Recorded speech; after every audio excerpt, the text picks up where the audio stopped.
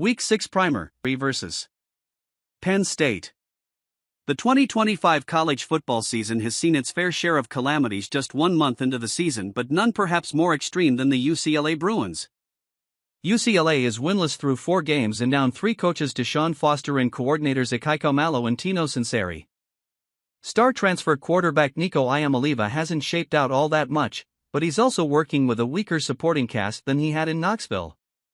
Starting with Penn State on Saturday, the Bruins have one of college football's most difficult remaining schedules in the country, meaning the likelihood of a winless season is as high as it's ever been.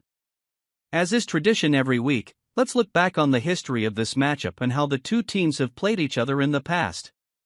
Penn State has matched up with the Bruins 7 times in history, their most recent one coming last season in University Park, where the Nittany Lions won 27-11. UCLA, however, owns the all-time historical record 4-3. Prior to 2024, the two last matched up nearly 60 years ago in 1968, which was the last game of a 6-year yearly matchup between the two. The Nittany Lions won the first matchup in 1963, 17-14, but the Bruins took the next 4 from 1964-67. Tough, the historical matchup favors UCLA. Penn State is an undeniable powerhouse in the conference nowadays. A win against Northwestern in Tim Skipper's UCLA Bruins coaching debut may have been a great ramp-up for the interim coach's first big test against Penn State this Saturday. But a loss in his 0-4 Bruins start makes Week 6 an even steeper climb for Skipper and his squad. UCLA had 2 weeks to prepare for the Wildcats, but will have to turn around quickly to prep for the number 7 Nittany Lions. During Monday's media availability, Skipper shared his early takeaways from watching film on Penn State. "Well-coached team," Skipper said.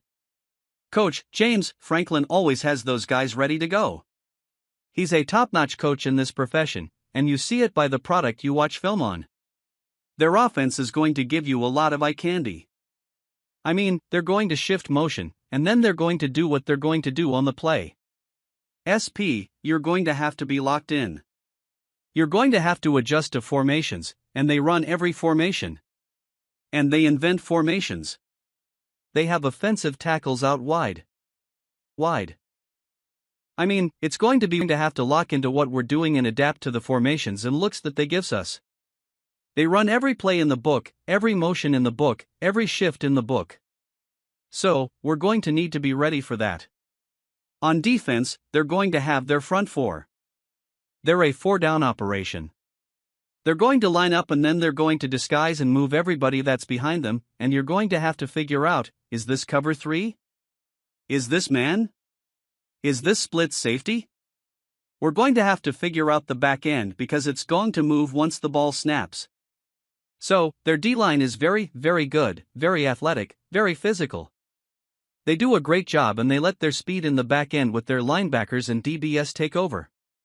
So, we're going to have our hands full. It's probably, pound for pound, athlete to athlete, position-wise, the best team we have played. Make sure to bookmark UCLA Bruins on SI to get all your daily UCLA Bruins news, analysis, and more. Read more on UCLA football and their second season in the Big Ten here.